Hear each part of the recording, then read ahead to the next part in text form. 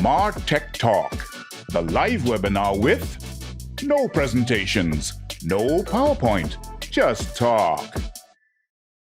Hello and welcome to this week's edition of MarTechTalk. I'm your host Luke, and we'll shortly be joined by our wonderful panelists for this week. But before I introduce them, I'll draw your attention to the chat icon to the side, as this lets you ask questions, make comments, and get involved. So please do. This week's topic of discussion is boosting customer engagement, monitoring and analyzing user behavioral change. We're going to start by talking about tracking data for customer behavior insights, specifically the impact of GA4. Then we'll move on to talk about effectively measuring customer behavioral change over time. And finally, we'll discuss improving products and services by incorporating customer behavior data in your feedback loops. But first, let's welcome our panelists for this week. When I say your name, could you please turn on your camera and mic? In no particular order, Jamie, Chief Marketing Officer at Maple. Hi, Jamie. Thanks for joining us. Good morning, or I guess good afternoon there. Good morning. Good morning and good afternoon. And we've got Elias, Head of Growth Marketing at Superscript. Hi, Elias. Hello, good morning. How are you doing? Good, thank you. And we've got Andre, Director of Marketing and Business Development at Artpix 3D. Hi, everyone. Great. Thanks for joining us. Okay, everyone. Thanks all for coming. Let's jump straight into the news. We've got a story here from MarTech.org, humorously titled, Universal Analytics Dies Aged 11. Be brave and be strong. And it goes on to say, heartbroken marketeers around the world have been paying their respects after Google decided it was time for the world to say goodbye to UA. They're framing it humorously, but it is a big moment, clearly. So what are your thoughts on this reshaping of the tools we use? Jamie, can I come to you first, please? Sure. Google kind of does this to us periodically, right? Just when we figure out where everything is, where they've tucked this, moved this, whatever. They've done this to us a lot. If you've been using analytics for the last 10 or 11 years. So, it's nothing new. I'm personally not a fan, but maybe it's because, it's hard to learn something new yet again, and it's a completely new interface. And realistically, we have access to less data, and it's a little less intuitive, less user-friendly than before. So it's going to be interesting how it works moving forward. And really for me, and I don't know about my fellow panelists, but for me, the most challenging part is going to be the historical data, because identifying trends, seasonality, how those behaviors change, not only week to week, month to month, but looking back and being able to measure what did something look like 2 years ago, a year ago, what did it look like pre-pandemic, mid-pandemic, post-pandemic. So, there's been a lot of changes. And so it's going to be an interesting few years as we all navigate what this looks like. Thanks, Jamie. And I like your opening statement there that, change is something that we've got to get used to. And it's calming. It's a good point. We've had change before, we'll have change again. And just moving along with it. Thank you. Elias, can I pass to you next, please, on this one? Yeah, of course. I completely agree with Jamie. First of all, it happened before, and unfortunately, it shows our age. We've had this transition around 11 years ago. We all remember when Universal was new, and it wasn't maybe it was at the time maybe a step up to what we had at the time. So maybe it was easier kind of perceived that when we got on Universal Analytics, we got more than the previous version of GA. But I still remember we had new tagging that we need to do. We had to change, how we track the events and all this kind of stuff, which I guess this time is a little bit less of that problem, because obviously Google is giving us less visibility. But I think it's really interesting, from one side, we might be losing some things, but it looks like they've built it now with a lot more data modeling and AI, from the get-go. So you can see that, these are already baked in, and I'm sure they will be releasing a lot more. It's also moving quite away from cookies and session-based kind of event-based kind of measurement. But yeah, there's a lot of kind of readjustment and realigning. I think in our organization, we're pretty lucky that we don't use that much GA, as a main measurement tool. But there are a few things that no other tool can do, like things like bounce rate or things like affinity with other audiences. So I think they did take some of the stuff that we used to be on GA360 and they brought them on the free version, but equally they lost quite a lot of interesting views. So yeah, it's a lot of realignment, as Jamie said, and relearning how we can make the most of it. And hopefully Google is going to be releasing a lot more interesting things as we go along. Yes, thanks a lot. And yeah, you mentioned GA360, and I'm going to pass to you now, Andre, because I know you were at the rehearsal. You mentioned that a couple of times. But yeah, what's your take on this news then? Yeah, first of all, I completely agree that Google changes things from time to time. And there was a big deal back then when they introduced Universal. But back then they announced that it's going to be like a user-focused, user-centralized world where all sessions from different devices and browsers will be connected, and Google Analytics will recognize the same people using different devices and browsers. So now they're going event-based, but as people are used to the session-based analytics, after they announced the change to GA4 in advance, they got a lot of feedback from the community, and initially they planned to keep it only event-based, but maybe within 1 or half a year before the launch, they added some session-based reports. So in the way we all used to work with the standard reports in GA Universal. So I wouldn't say it's going to be that huge difference that was initially planned by Google. And also after the feedback from the community, they added some session-based metrics, for example, bounce rate. Yeah, still it's gonna have some new calculation logic, but at least those are the metrics that people are used to.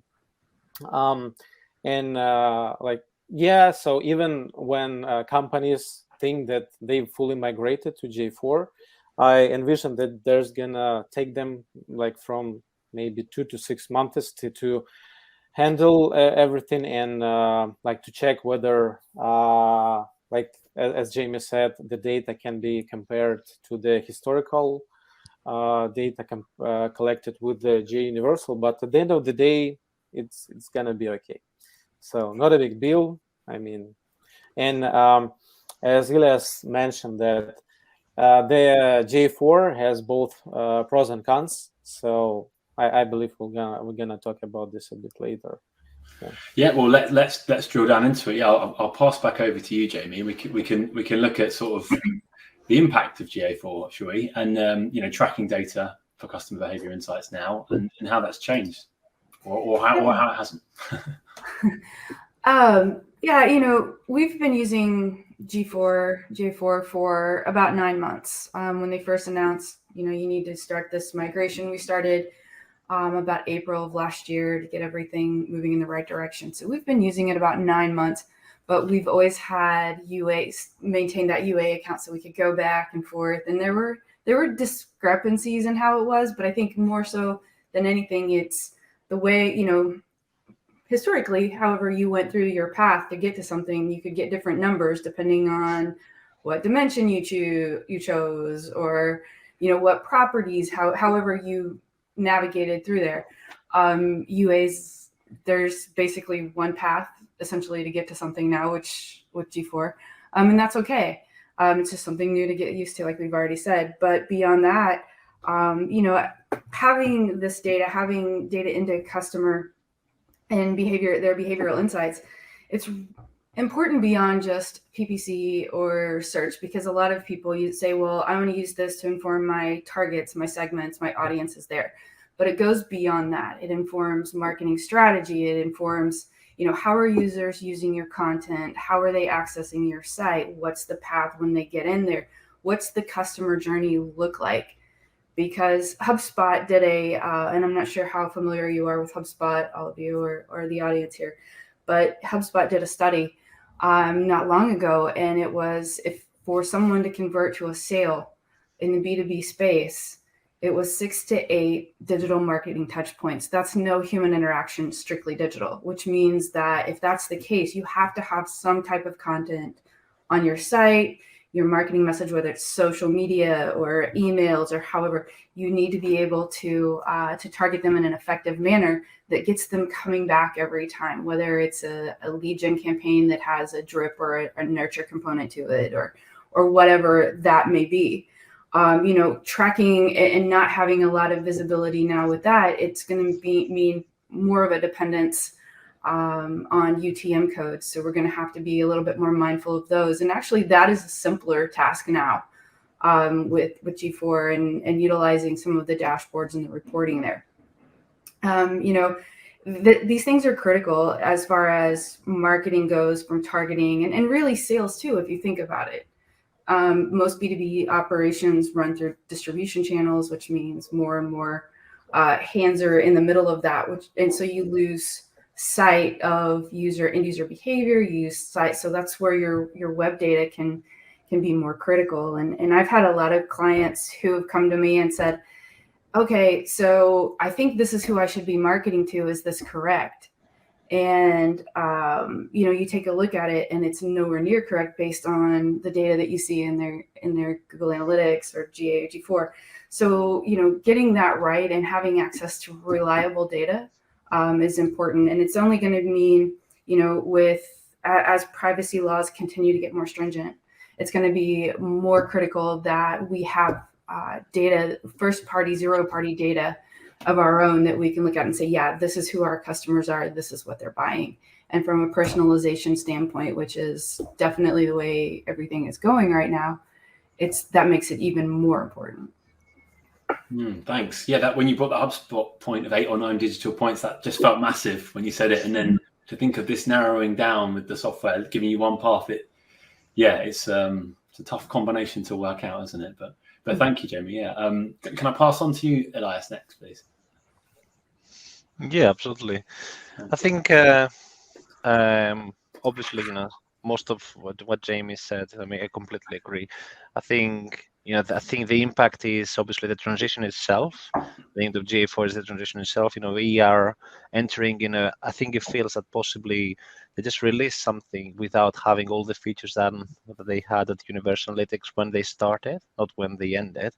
So it feels that we have less mature reporting features, and I feel that because the features are not as mature or people are not even used to them, I think there might be some kind of complexity on how people are going to pick the right audiences or how they're going to interpret results.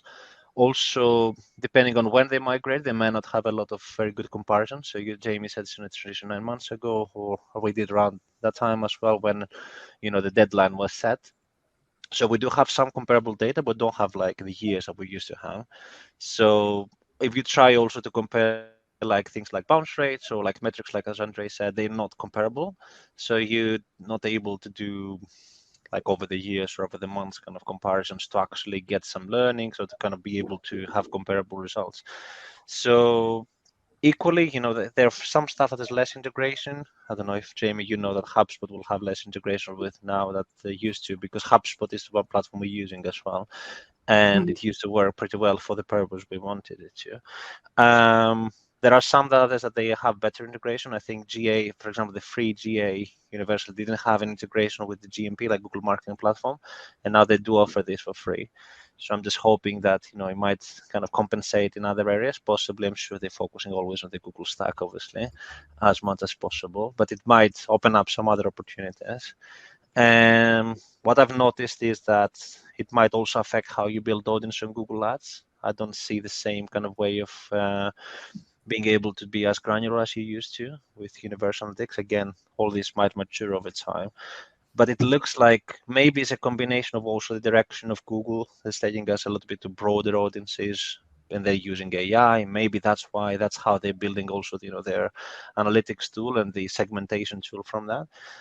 Maybe that's the direction they want us to be taking, and that's how maybe it's underpinned like that. We're going to give you like more general model. Maybe it might be accurate in some, like in how it measures maybe the outcomes, but how you target those customers, it feels like is kind of taking some of the complexity out. some dimensions out, less events, less dimensions, and so on. So it feels that possibly is underpinning that strategy of Google and maybe Facebook, which because they also launched their AI campaign, that is all about, okay, give us a broader audience, and we're going to use AI signals to try to find those customers for you, or similar customers to them.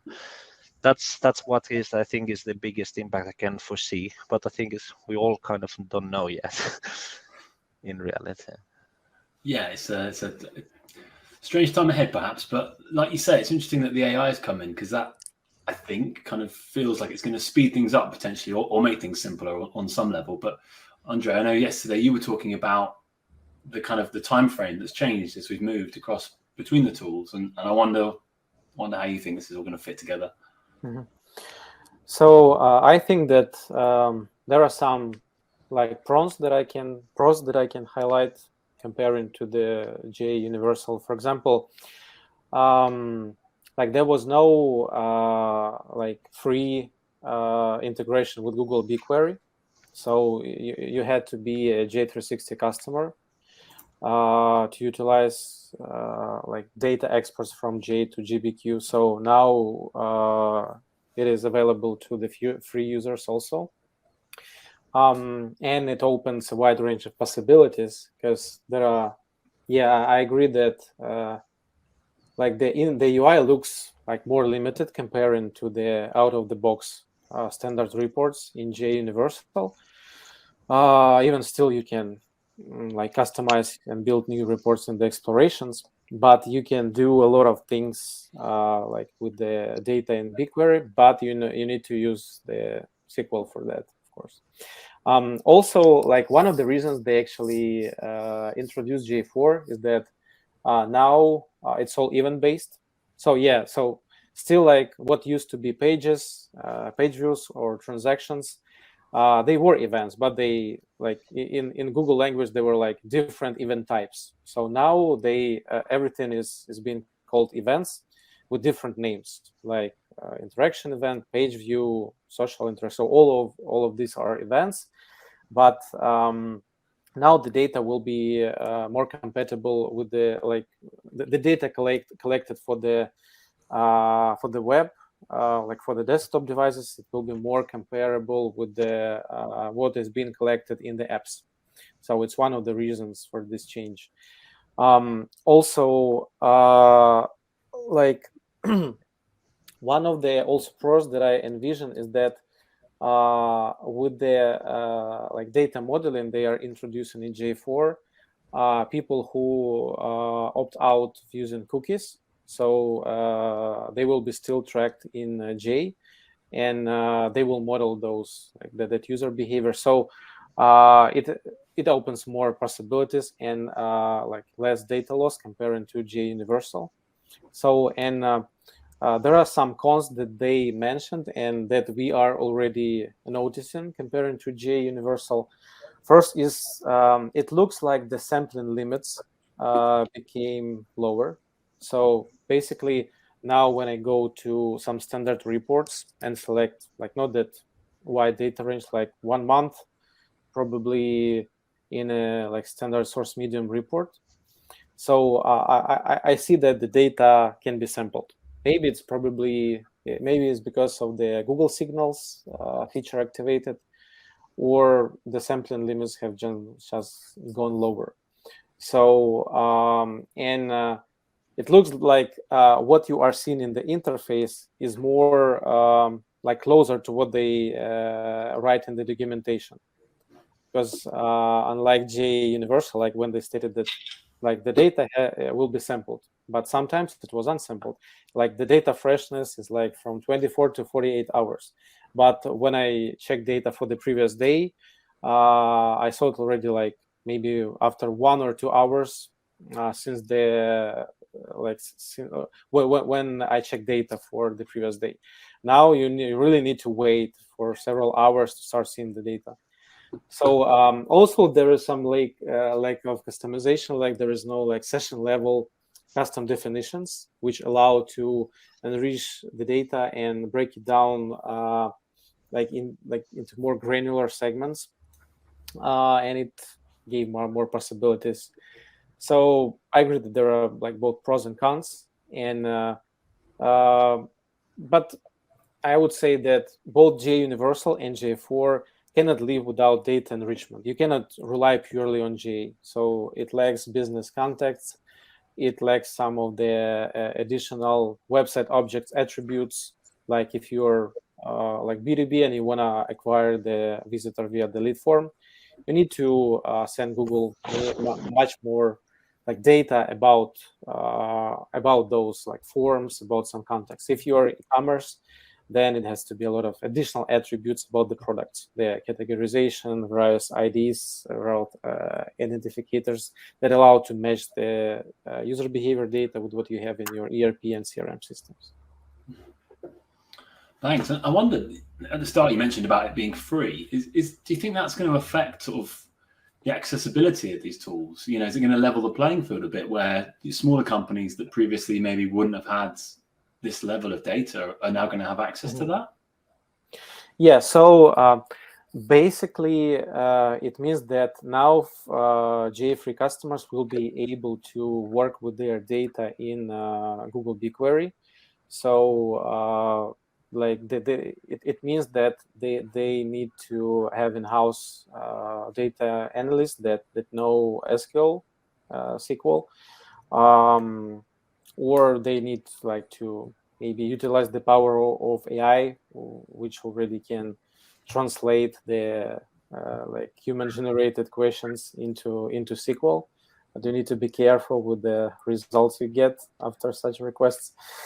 But yeah, it means that those who can work with SQL, they will have more opportunities to get insights from the data. Like we've been using Google BigQuery all the time, like since it was introduced, and it is like much more powerful than just GA standard reports. With GA, you can see what is happening, but when you need to answer questions like, what do I need to change to eliminate some bottleneck, or what do I need to do to improve some KPIs, then it's better to build some sophisticated reports which cannot be fit into the standard UI reporting. Right, bit more work, but better results, perhaps. Yeah. Thank you. We've got a question actually here from Matt. Thank you, Matt. I'm going to jump into that now. It's how do you deal with revenue reporting issues when it comes to GA4? I might just go around the three of you if that's all right. So that means you'll be up first, Jamie, if that's okay. Yeah, that's a great question. And my answer is a lot of times if it's not a B2C situation, you don't have access to that revenue data. If you're working through channel partners, if you don't have access, especially in G4, or really, unless you're utilizing a CRM, you don't have access to that revenue data. So your reliance on communication with the sales staff becomes that much more critical. Okay, thank you. And Elias, anything to add? Oh, I think you might be on mute. Sorry. I think it really depends on how exactly your setup is and what kind of business you are, as Jamie said. So I think in technical point of view, it's much harder, based on what I've seen, to actually try to fix something in GA4, because they have less the concept of a user ID. So you'll be able to say, that user or that, and then you might go to an event. So you possibly don't understand maybe the order ID, and then try to say, that ordered ID, I would expect him to get £100, but I actually only saw nothing, or I saw 50, for example, and try to maybe add some fake data to see if the tallies up or not. But if it's connected with other platforms, as Jamie said, like in a B2B world, it's like maybe the revenue is only a HubSpot and you cannot maybe import that really easily on the platforms. You might get it much harder because they don't have so much the concept of a customer ID as they used to have, and everything is event based. So yeah, I would say it's harder, but it's not impossible. But I guess it really depends on the use case, how you're doing it. Sure. Thanks. And Andrea, anything to add to that, do you think? Yeah. Well, for example, we didn't face like issues with migrating our revenue like data stream into GA4, like but it's set up in a different way a little bit. and it depends who owns the data. So if you are on some in-house platform and like sending data to J Universal was your in-house solution, and which required your team to do some coding, then you just need to do this in a bit different way for GA4.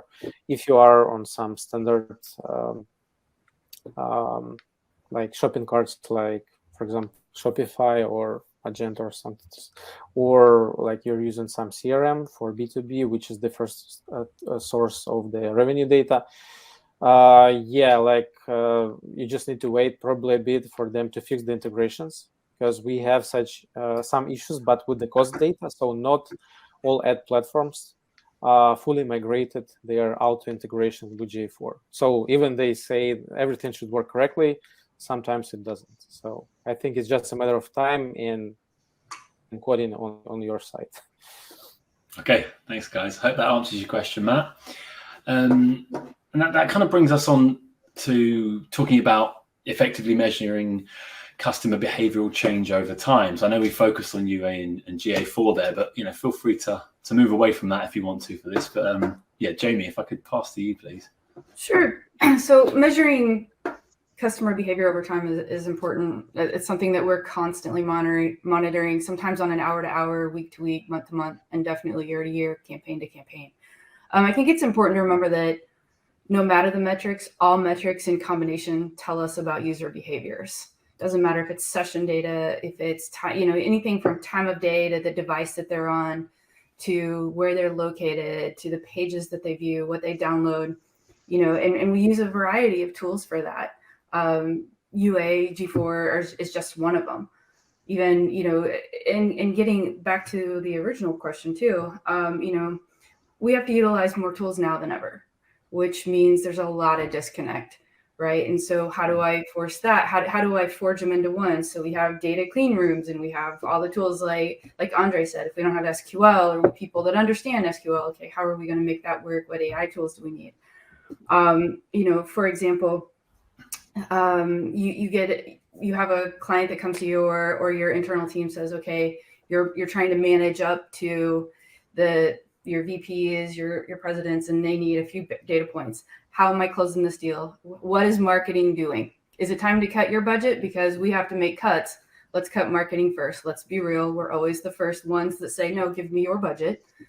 And so, that's a critical part of it. So we have to be able to say, well, if we're not measuring these things, if we don't have activity going on, we don't know who our customers are, who we need to be talking to. And ultimately, we're seeing more and more where we're dropping marketing, and the marketing activity is dropping those customers off at the door going, okay, now this becomes an in-house sale because the digital tools have done all the work, but we still need to know who those people are. And so we use, third-party sources like Hotjar, our social media data that we get from that, email data, and we have to marry all of those things together, right, through data visualization tools and different things. So, measuring customer behavior over time is really, really important. We need to measure it for a variety of reasons. First and foremost, we have to justify our existence. That's point number one. Number two, if we're trying to sell, no matter what it is, to a customer, we have to get the message right, and we have to know if that message is landing and what's the right tactic. Are we spending money in the right areas? Do we have all of our other resources allocated to the right thing? And ultimately, are we able to help sales close the deal? And working through a variety of different channels, that adds another layer of complexity to it. Where is that data coming from? Is it reliable?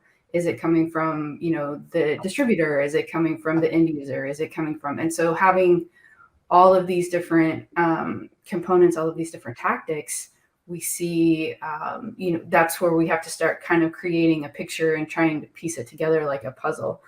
But being able to measure that behavior is just that much more important. And it's important from the buying process.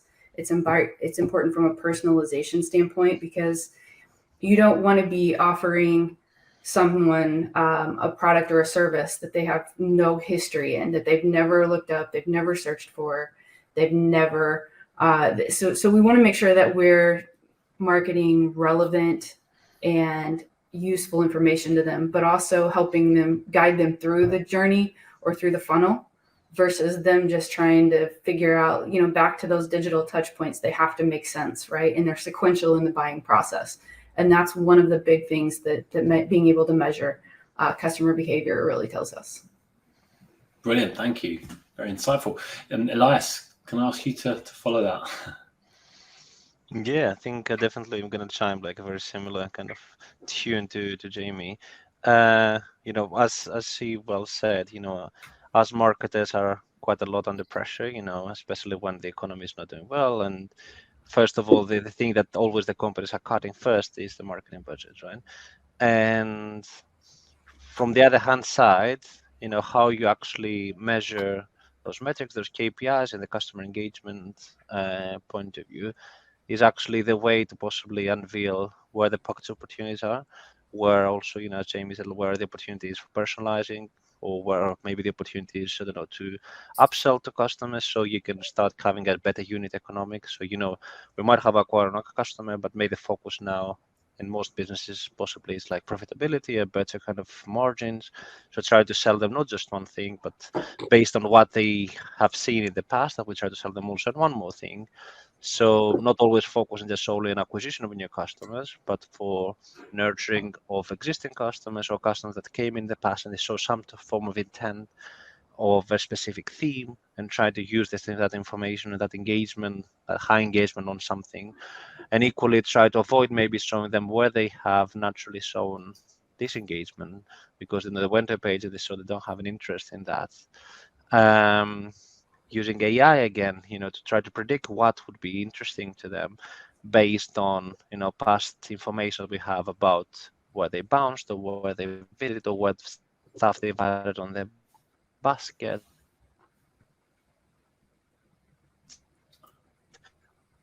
Or let's say in our example, or based on the product that they've seen in the past. Or equally, use data from before even they come to our site, based on what pages they're following on the social media, or based on what posts they like, try to create audiences out of that, and based on the engagement out of those ones, to kind of design their personalized journey as much as possible. How we can get them then to sales team, or how we can get them at the right time to a CRM nurturing program, which maybe can get them to a self-service solution. It's kind of they're giving us those insights that if you uncover them the right way. And I think Jamie said something really nicely as well. It's not only, the kind of the analytics kind of analysis point of view. Then after they are on the site, for example, we use something like Hotjar. We use a tool also we call Full Story, which has proper recording of every single session. So you can deep dive on customers where they maybe find a specific point that they cannot go through, like a bottleneck or anything else, or where they are actually maybe going and they don't find anywhere else to go. It's other tools that kind of add more color to some of the data. So you might be saying, okay, there's high bounce rate this page, but you really want to deep dive in and understand what's going on rather than just a hypothesis. Then important to possibly validate some of these, with user testing. Either qual or quantitative testing, to be able to see, is it because this is how we're calling things, is it too complex, or is it maybe they want to understand more about it, or do they want maybe to book a call early with with the sales team and so on. It's kind of a combination of all these, try to have as many dimensions possible to really understand what the metrics are telling you, because sometimes you might see, I don't know, equally a very high engagement or something, but then it's possibly just accidental traffic, or because people can't do anything else, because you just give them just one option, they all went to that option. Doesn't mean that they always had high intent of actually taking that action. It's the interpretation, I think the judgment is equally important, I think, to monitoring and capturing those KPIs. Thank you. Yeah, and I'm hearing from both of you. There's this web of data, and I don't want to bring it back to GA4 straight away before you make your point, Andrew, but I can't help but think again about how you have this more simplistic output there, and how that could make things, I don't know if it makes things more difficult or more easy, meshing all this data together. But I think, if I can, please, I think too, one of the things that we utilize, because you're able to pull in a lot of different data sets, is Google Data Studio. And I don't know if either of you are familiar with that. Yep. But, to help with some of that third-party data that comes in, or to try to help pull in metrics, because, within Google, it makes great connections, and then everything else you just have to upload through Google Sheets and kind of hope for the best.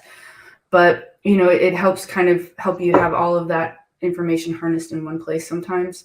And it's just a quick, easy way to digest, because, we all work in the land of marketing, and there's a 3-letter acronym for everything.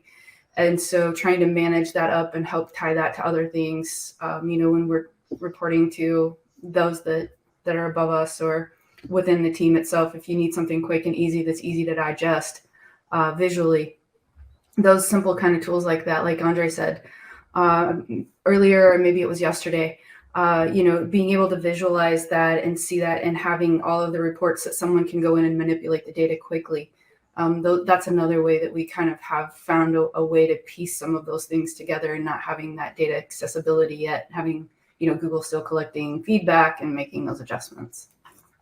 That's brilliantly useful. Thank you, Jamie. That's good. I feel calmer already from that. Hearing that. Andre, can I pass over to you? You were talking about measuring customer behavior over time. Your take on it, please. So the challenge here is that, to answer, to capture the changes of the users' behavior in general, it's very difficult to make this conclusion just based on the data that some business can collect.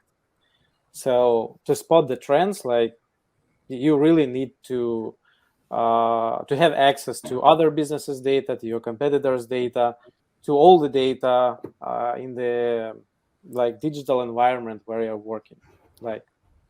So Facebook understands their customer behavioral change because they have a lot of data from multiple users for multiple businesses. Yeah, Google has the data, but they will never share it with the companies. Maybe give us money, we will calculate something for you, we'll bring you money back. So this is the way they work. So while trying to understand how customers' behavior, user behaviors is being changed, you need to define. So let's say our data is being collected correctly. We exclude some possible seasonality impacts. So not to compare the high season data and how people use your website or app during the time with the low season data. So data cleaning. So let's imagine that we have all that in place. So then, and you observe that some of your key metric is becoming worse. For example, I don't know, the time spent on the website, the average time spent on your website or in the app, or conversion rate decreases. So it might be because, not because the customer behavior is changing, but because you are doing worse than your competitors. But it cannot be the opposite. So the first thing people will be doing is to look for the bottlenecks in their funnel, and they will be trying eliminating those bottlenecks. But it can be the customer behavioral change. So, for example, with increasing the intensity of the competition, users just expect to spend less time on the website. So they don't want to go through the complicated funnels. Even they have a lot of opportunities to spend their money for some add-ons during the shopping process. So maybe they just want to get it fast and within 1 minute. So, and that's the reason why KPIs became worse. So, but it's very difficult to define what is the problem inside the business and where is the change in the user's behavior in general. So for that, you need to monitor the trends. You need to be monitoring the market's benchmarks.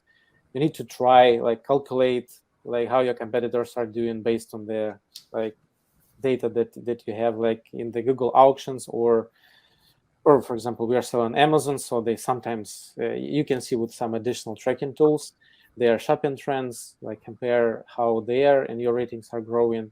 So, but you have a lot of limitations here. So first things first is the data has been collected correctly, and then you just need to combine the data insights with your imagination, creativity, and knowledge about what's going on around you and your business. Nice, just that. and then we'll move on with that data. What data we have collected, or holes that we're finding where we would like to see more data, and maybe talk about how that works in terms of feedback loops. Again, Jamie, if I could pass to you for this one, that'd be helpful, please. Yeah, being able to close the feedback loop is one of the most important aspects of marketing. But part of the issue is not having access to sales data. And like we talked about yesterday, this is always a thing, especially in B2B. In B2C, if you have direct sales through e-commerce channels, you have a lot more access to that data. Marketing does, because it's typically all tied to the website in one manner or another. But in B2B, when you're talking multiple distribution channels, potentially, or different sales organizations that have different systems because they're located in different places, a lot of times those systems don't talk to each other, especially if you have a lot of acquisitions going on and just differences in accessibility through GDPR or some of these privacy laws. So you don't actually have a lot of that sales data. And so it makes it much more difficult. And again, this is where, having reliable first and zero party data comes into play. But, there's a lot of cases where we have in marketing, we have everything, we have 90% of the process. We have from that first touch point to, okay, now they've clicked off the website into the e-com platform, or they found their distributor and they're moving on through that. But we have no idea that last 10%, what's going on, what sold. So we rely on people, we rely internally on sales staff to update the CRM. Oftentimes that doesn't happen, or sales data doesn't communicate with marketing. So there's this huge gap that needs to be bridged in that aspect, or in that area, to say, okay, this is working, this isn't. And that's the two biggest challenges that I face right now. I'm not sure about my colleagues, but the biggest challenge is ROI and attribution. Those are the two words that I get asked the most frequently, is what's the ROI on that? And what is, how much is marketing attributing to the total bottom line? Or are you just an expense? And the fact of the matter is, yeah, we're an expense, but we are your revenue generator. Because if people don't know what product you're marketing, what you have to offer, what problem or pain point you're solving, it doesn't matter, because your message isn't getting out there. No one's going to look for you in the market anyway, because we all live in this digital space now where if you're not getting your marketing message out there, if you're not talking about your product, especially from an educational standpoint, there's no way. You're gonna be in a crowded room and you're essentially silent.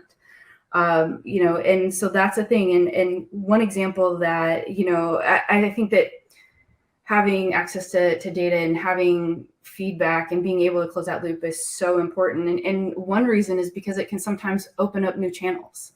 I recently had a client come to me and say, hey, this is great. We never get information. This customer just posted on our social channel that they're not using it for the intended purpose, but they found another way to use it. What do you think about a campaign or a strategy that moves us into this new vertical? And it was for a pump system. So that's really critical, because most of the time when you're marketing, there's a specific use or a few specific uses in different markets or verticals. And now all of a sudden, hey, this is going to open up a brand new vertical, a brand new revenue stream for you. And it's something that hadn't been thought of before. So that's, just one place that having access to that data. If you have problems a lot of times, and I'm sure you guys face this too, is that when there's a problem, people don't necessarily come back to the manufacturer. They start talking about it on social media. And so you can use that to monitor, okay, now we've got a QA problem. And so we need to go back, we need to communicate with these people. What's the issue and how do we fix it? Is this a continuous issue? Was this a one-off? And so a lot of these feedback loops not only tell us, hey, we're moving in the right direction. This is who we're talking to, but it also helps, again, open new revenue channels and helps us with QA in the field. Thanks, Jamie. That's a really great example. I'm aware we're running out of time, guys, but I want everyone to have a say. So if I could just give you like a sort of a minute each just to address this last point. Elias, can I pass to you? Yeah, absolutely. I could talk for ages. Actually, this one, because this is really close to my heart in the feedback loops. I think it's the best way. It's one of I think the biggest advantages when we live in this digital world, as Jamie said. We do have the chance to actually connect the dots. From someone, clicking on one of our adverts and then going to the website and then getting into the journey and maybe, the different loops to actually end up to this point of maybe purchasing or not purchasing, deciding, kind of making the decision. And then we have the option of even actually asking that person, why you haven't purchased. We can send them a survey. We can actually even call them and connect everything to the dots and have like on their journey the reason they made the decision or they didn't make a decision, or even be able to actually know the exact salesperson, talk to them and ask them to even make a whole survey to them and say, why out of these 10 reasons why this customer didn't purchase. Is because they found a better price? Is because they found a better cover elsewhere? Is a better product? All this kind of stuff. Then that means that you can improve your product or you can improve your marketing. If the problem is, for example, at some point we ended up seeing other people were saying, I'm not purchasing from you because you're expensive.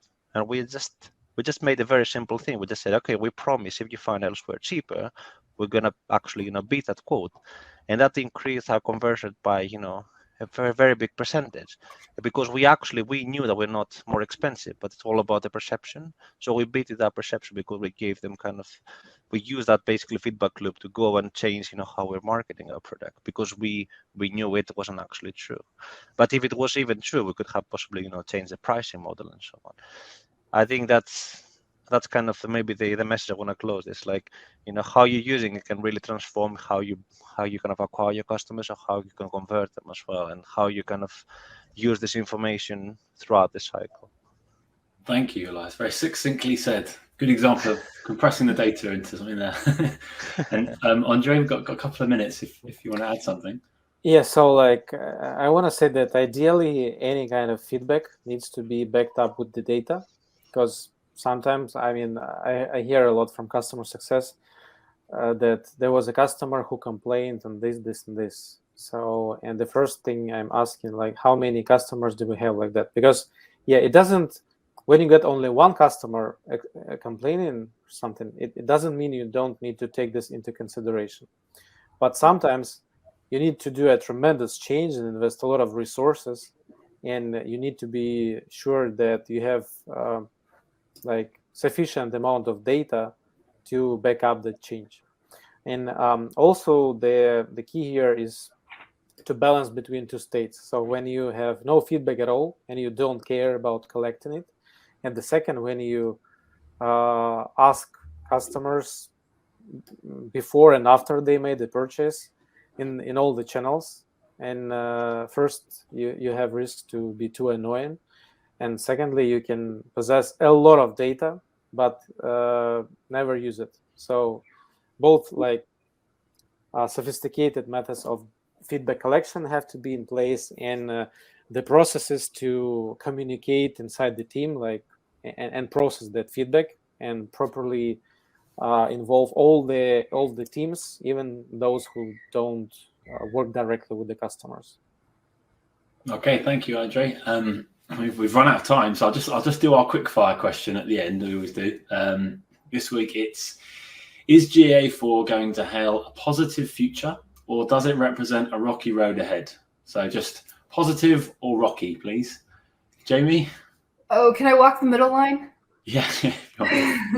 Positive. I think it's perception. It's going to walk the middle line. I think, it's all about how you use it. Thank you. And Elias? Oh, you're muted. Possibly I'm on the same kind of route. I think it's maybe a positive rocky road. Okay. And Andre? First it's going to be rocky for several months, then it's going to be okay. Nice, lovely. Okay, thanks very much, guys. Thanks very much for a fascinating talk this week. And thank you to all our guests for attending. We'll be back next week on Tuesday, the 11th of July at 3 p.m. BST, where the subject is Beyond Badge Scans, measuring conversions from your B2B events. So for now, have a great week and goodbye.